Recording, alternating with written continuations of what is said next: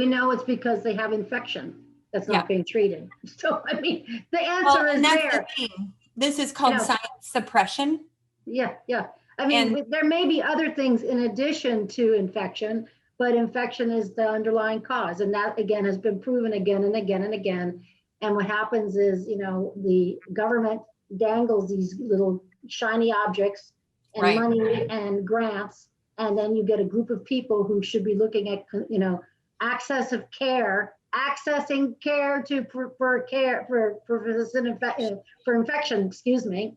And they get sidetracked, and now they're talking about, it could be this, it could be that, and it might be good for their careers, it might be good for their their research centers, etc. But it's not helping the patients when they get distracted by these other things. And in fact, even autoimmunity is really the body attacking an underlying infection, including the human cells that are involved with that infection. So there's not a separation between autoimmunity and subclinical infection, or even clinical infection. To just give you my personal story, I was diagnosed with 5 autoimmune conditions, 2 which were very serious, multiple sclerosis and lupus. That's right. And 3 that were more minor. And then these were all autoimmune diseases. And, when I got finally diagnosed with Lyme and treated, my so-called autoimmune diseases resolved. Can you mention briefly the differentiation between the cost to treat MS and lupus versus what it actually costs you to treat the underlying root cause of those autoimmune diseases? I think that's very important for people to maybe listening from the government and, Medicare, Medicaid. Sure. I did not accept my autoimmune disease diagnoses because it didn't make sense, given I had so many things going on that was not explained by these illnesses. Correct. But if I had accepted just my MS alone, just that illness alone, if I accepted that over the 10 years between I was diagnosed with that and diagnosed with Lyme, they would have made $500,000 off of me easily. And instead, my first treatment of Lyme cost $800. Over the course of how long? 6 months of antibiotics. And then I did generic antibiotics. And then I did a retreatment. I've been in remission, but it comes and goes, quality of remission. And I did a retreatment, and that treatment cost about $800. That was with disulfiram. Okay. So, but the point is, yes, I mean, and if I had gone even further, like from now, from the time I was treated to the time now when I was, so that's $1,600 for 2 rounds of different treatments. And then instead, if I had continued to treat for MS, I would now be well past the $1 million mark. $1 million. Well past the $1 million mark, and I'd be much sicker. So my Lyme would have continued to just ravage my body, and I might have, had some symptom relief maybe, but I would be physically in much worse shape because my immune system, which is already compromised, would have been further compromised. Correct. Okay. So just to get back to the funding, though. Yes. One of the things that I noticed that was really concerning when I was looking at this Lyme nonprofit that we got funding was that one of the funders is the Oxford Immunotech that owns Imugen, and they funded. Now, why this organization at the time, well, it still does. It's now owned by Quest Diagnostics since 2018, but Oxford Immunotech and Immunogen is an organization that does Lyme diagnostic testing.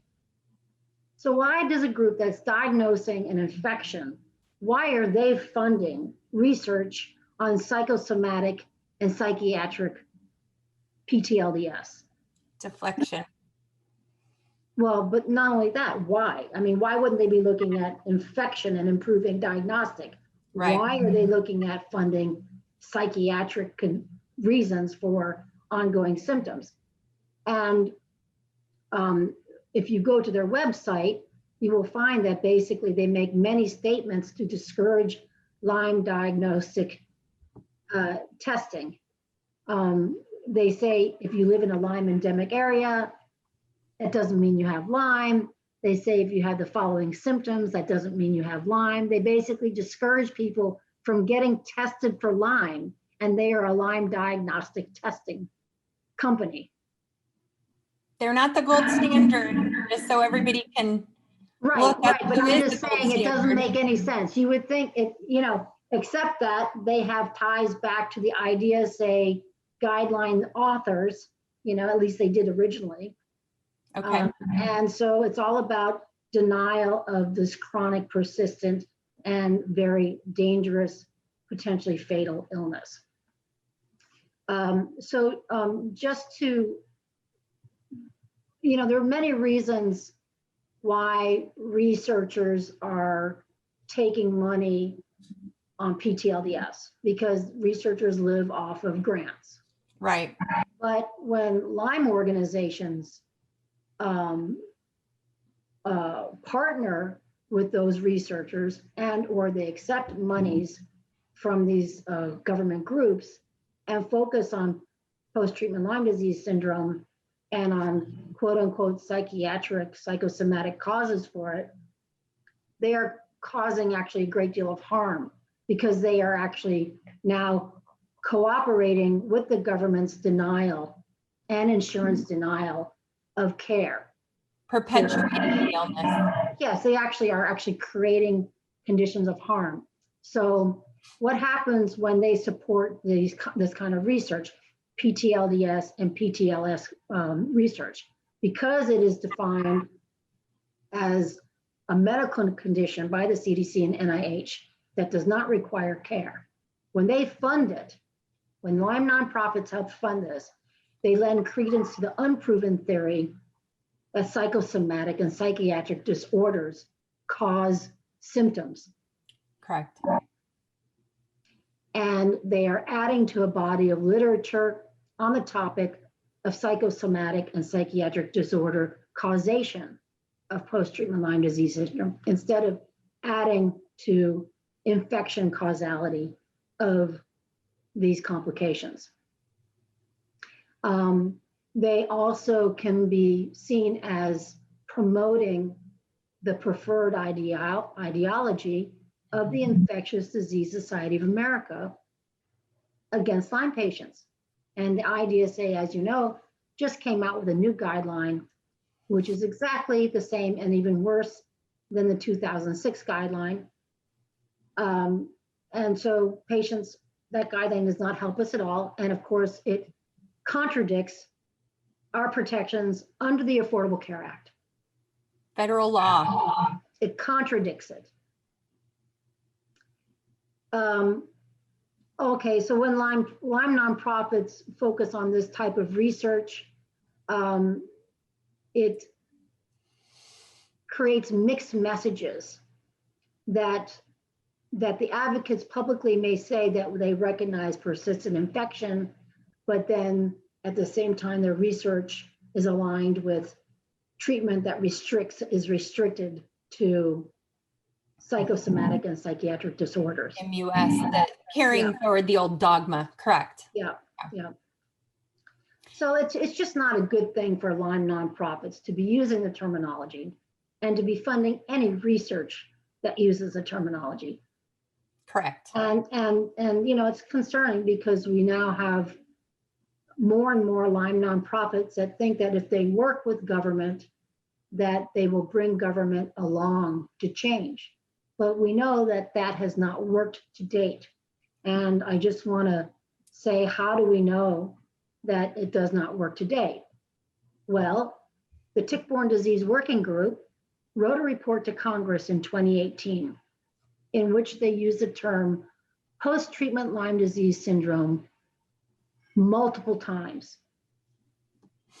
And they made no reference to the Affordable Care Act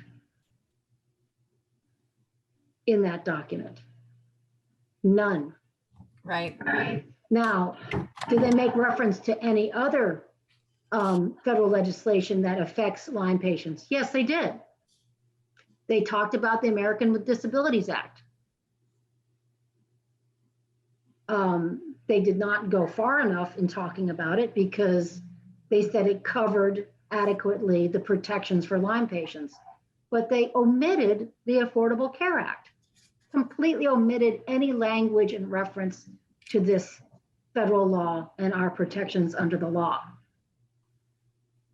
So to think that working for a number of years with the Tick-Borne Disease Working Group, which is mostly stacked with federal people, and to have no mention whatsoever, I have not heard any mention of the Affordable Care Act in this last round of discussions that's going into the next report. There's no mention of the Affordable Care Act and our protections. Still. And the other thing is that, you know, we talk about having elected officials and lobbying. When you look at the Lyme caucus, there are many, many members on the Lyme caucus that have voted against the Affordable Care Act again and again and again, have tried to take it down. Why are they on the Lyme caucus? Why are they trying to eradicate a federal protection for chronic Lyme patients that has detailed? It doesn't make any sense. So I think that if we have wealthy donors and wealthy foundations and nonprofits that are interested in pursuing, you know, access to care for patients, then they should decouple from these entities that are swaying and moving them into post-treatment Lyme disease syndrome, or simply refuse to use that terminology and insist on focusing on chronic infection as an underlying cause for these symptoms. I'd like to mention here that, you know, a few positive things that are going on in the Lyme community now.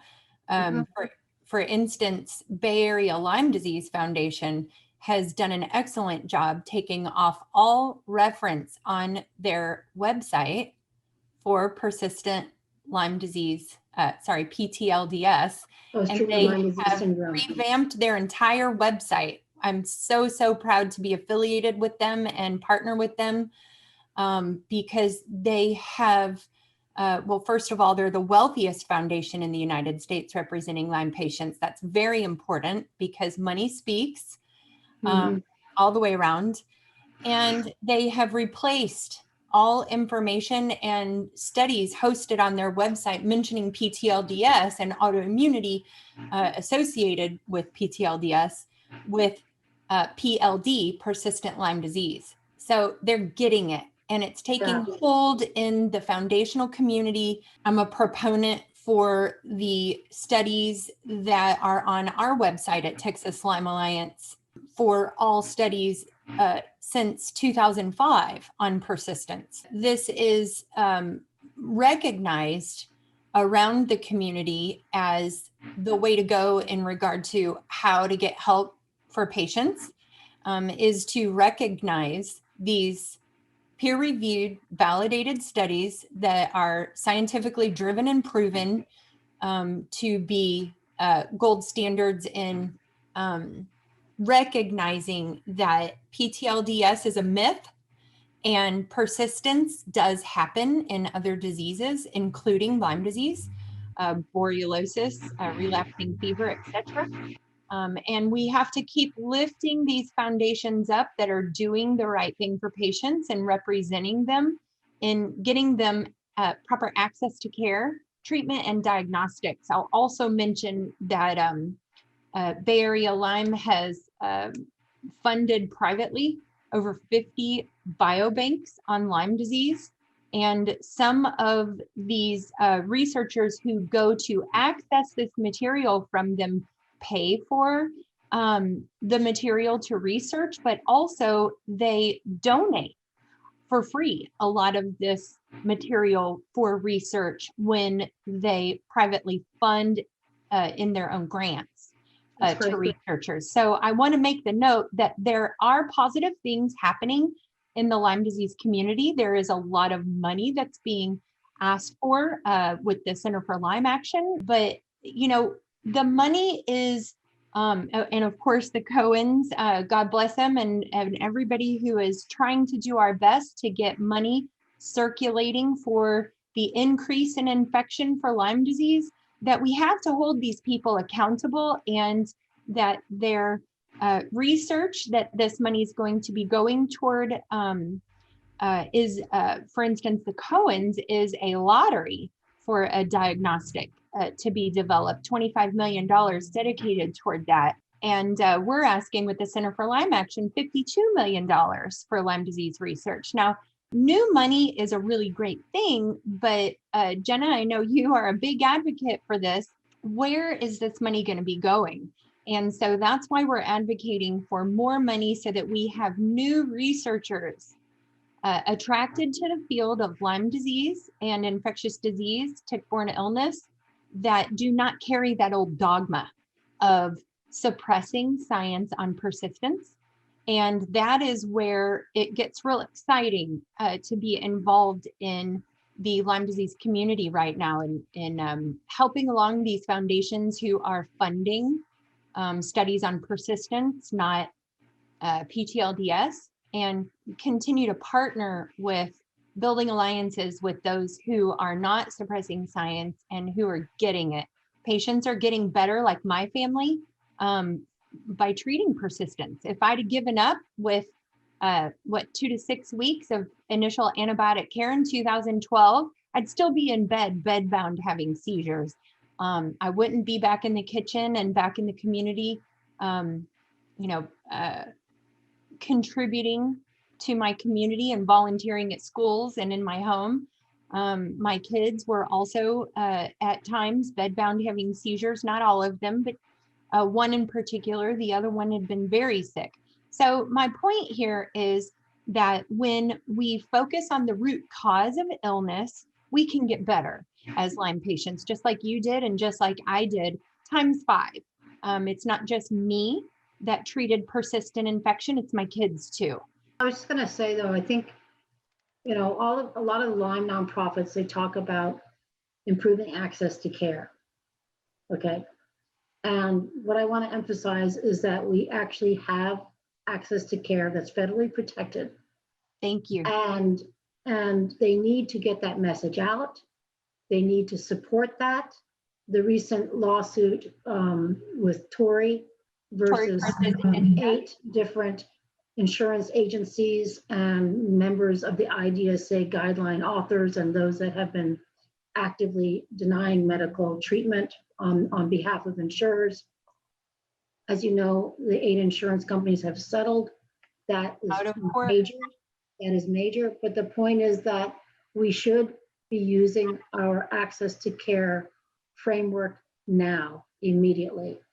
And yes, treatments need to improve. Yes, diagnostics need to improve.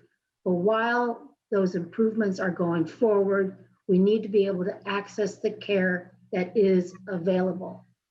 That's right. It's a matter of many people living and many people having any quality of life. And yes, it would be great if we get a cure someday, but frankly, there are many diseases that still have no cure, but if you have access to treatment, you can have some good quality of life.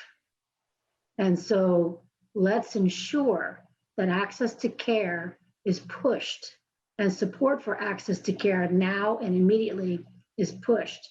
And we do not get distracted on just improving diagnostics and therapies, because access to care is the day-to-day greatest obstacle for most patients living with Lyme disease and other co-infections and tick-borne diseases. That is the greatest problem and obstacle they have to any quality of life. That's right. So I think, I just want to keep that priority right out there. That needs to be done. And we do it by recognizing protections under the ACA, informing people, using the legal leverage that provides, winning our disability cases using the Job Accommodation Network and the ACA. We found a doctor in that disability case I talked about that recognized chronic Lyme, I mean, because that information was provided. They were not part of the IDSA, group. It was an independent. Anyway, but the point is that we have to keep doing this, and we have to, not accept funding that is tied to looking at post-treatment Lyme disease syndrome as a psychiatric and psychosomatic condition. I'm not saying that people don't develop psychiatric and psychosomatic complications, but that is not the cause. Right. Anyone with chronic illness can develop these complications. Anyone, psychiatric and psychosomatic. But the fact is that we have to repudiate funding that is tied to looking at that as a cause. Especially within private foundations who have an obligation to uphold the rights of the marginalized in the Lyme disease community for patients to be represented properly. I think that's really important to continue to lift up the foundations like Bay Area Lyme, Texas Lyme Alliance, GNID.world, your foundation. Mine's not in the foundation, it's just a very basic nonprofit. But I also wanted to mention that, back in 2018, Lyme disease organization said that should we get rid of post-treatment Lyme disease syndrome? And I was very happy that they came out with that statement to the tick-borne disease working group, that they said it's causing harm. They recognize it's causing harm. But here we are 2 years later, and yet still so many researchers are using the term and claiming that it is mechanistically neutral, research neutral, when it's not. We know it's not. I mean, we just have seen so many people. I get people all the time. I get calls, I get emails saying, I've just been told I have post-treatment Lyme disease syndrome and I cannot get any treatment. And then what happens to those patients, like my family and yours, is that we have to then go out on our own and be able to afford private care via cash payment only for the treatments that work. And that is why we're doing this interview today, is to increase access to care and get the coverage that Lyme patients need for extended antibiotic care, or what's working needs to be studied more. And these research dollars funneled into the Lyme foundations that are properly representing patients and patients' rights to federally protected care, as you've mentioned, out of the ACA. We have got to continue to work to increase awareness in the Lyme disease community, to get rid of all use of the mythical term PTLDS, post-treatment Lyme disease syndrome. And please, audience, refer to it as persistent Lyme. What was the term that Bay Area Lyme calling it? Persistent Lyme. Persistent Lyme disease, PLD. Chronic Lyme, it's the same darn thing. It's the same thing. It's the same thing. And so we have to continue to get this message out to the community at large, not just the Lyme community, right? Because they're all at risk too. Anybody who goes outside or has a dog or a cat come in with a flea or as far as Bartonellosis, but ticks on them can be at risk for I also illnesses. think that we need to be very careful into who we choose to be our political allies. If we choose political allies that are trying to get rid of the Affordable Care Act, we're not helping ourselves. That's right. Because insurance companies have been our enemies on this. And the Affordable Care Act has been the one thing that has come back in protection of our access to care, covered access to care. So that's another thing. Who do you pick as your allies? We should look at the Lyme caucus and see if any of them are actually doing something to improve our access to covered care. We should look at all of our researchers to see what they are doing to ensure that infection is recognized and treatments for infection and diagnostics for infection should be the priority, as opposed to these other distractions. So I think it's very important, particularly when you have limited resources. There's a reason why all this money came in to basically divert researchers and groups from chronic infection. I mean, it was done on purpose, you know, excuse me? Calculated. It was calculated. Yeah, it was calculated. Yeah. And it has diverted a lot of time and energy and resources away from persistent infection, and it's allowed the debate to continue. And there's really no debate. I mean, we have proof of persistent infection in many diseases, including Lyme disease. We know that persistent infection needs ongoing treatment and or episodic treatment. That's right. And we know this, and anyone who keeps us distracted from that is winning. So yeah, and the thing of it is, I wanted to note here is that insurance companies, Medicaid, Medicare, we're not helping ourselves in denying persistent Lyme, because the cost continues to go up in society. The cost continues to go up globally. And within our own home, if I got the proper treatment when I was 8 years old and first bit by a tick and suffered from juvenile arthritis like symptoms and tachycardia, etc., very bad chest pain as a very small child, ongoing sinus infections, etc., had a lot of the hallmark symptoms of persistent Lyme disease. If I'd have gotten the care that I needed while the infection was acute and not disseminated, we could have saved hundreds of thousands of dollars within my own home. I would have stayed within the workforce, where I was forced last year to close my business after 14 years of private investment and hard work and sweat, blood, and tears to take care of our 12-year-old son at the time, who was severely suffering from ongoing persistent Lyme disease symptoms that he got from me at birth. And, you know, these kids have all missed a lot of school, like I did, and grade school, high school, and college was very difficult getting through. We're the toughest people that I know in the world, Lyme disease patients, and we'll continue to fight on and forge the way for other patients to get properly diagnosed, access to care with treatments that work. And I just want to say thank you so much, Jenna, for spending your time with me today. And for anybody watching, what can you do? And what you can do is to write and phone call. And of course, we're in a COVID situation, but go see your legislators. Ring their bell and ring it often.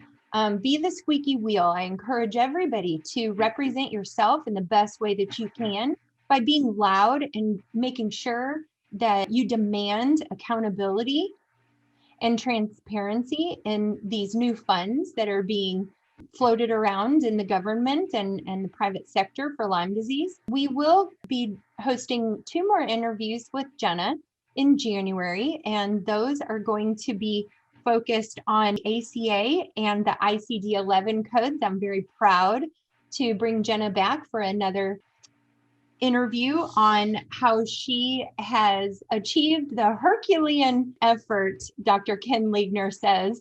I agree with that. Jenna has Herculean the effort in achieving to get us 11 new ICD codes for Lyme disease. And now we have 15 ICD codes when we go to the doctor that will come apparent in the drop-down box to get treatment that we need for Lyme disease when we go to see our doctors. So we're going to be coming back and talking about that. And then another one in January, we're going to be talking about how to hold the government entities accountable in offering transparency as well around the ACA and the ICD-11 codes. Is there anything else that you'd like to mention here, Jenna? Well, it's actually beyond the ICD and the ACA. It's actually just holding the government accountable for practices and objectives that they are obliged to regarding Lyme patients. That's right. Even without the ICD-11 and without ACA in place, there are certain things that they should be doing that they have been not doing.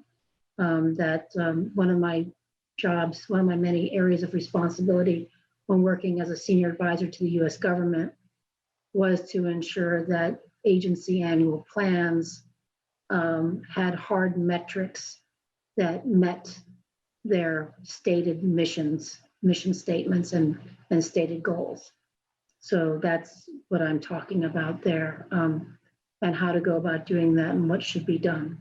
The Lyme community has had no hard metrics to represent it in the federal agencies or even the state agencies. Wonderful. So, okay.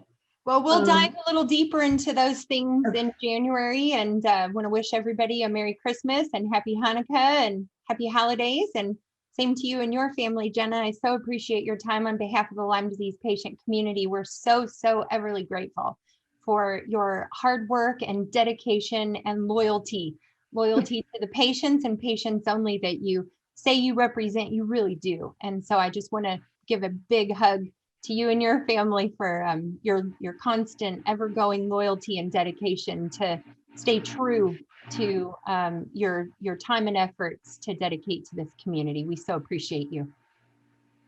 And thank you also, Kristina, for yours. I've enjoyed working with you so many times over the years, and we need this kind of teamwork across our various efforts to make a change. It's extremely important.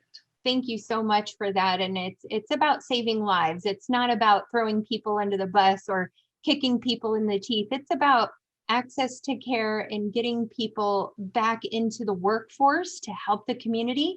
These people need to come off disability. These people need to get back into helping raise healthy kids and being a part of volunteering in their schools and being a part of the community and an active participant in life and improving the quality of the life that they help with raising their children. So thank you so much from my heart to yours, and to the Lyme disease community. Hang in there, folks. We're trying our best to get access to care and uncovering some of these unfortunate incidences over the year and turn the tide for patients to receive proper diagnostic care and treatments that work. So thanks, Jenna, and Merry Christmas to everybody, and God bless y'all.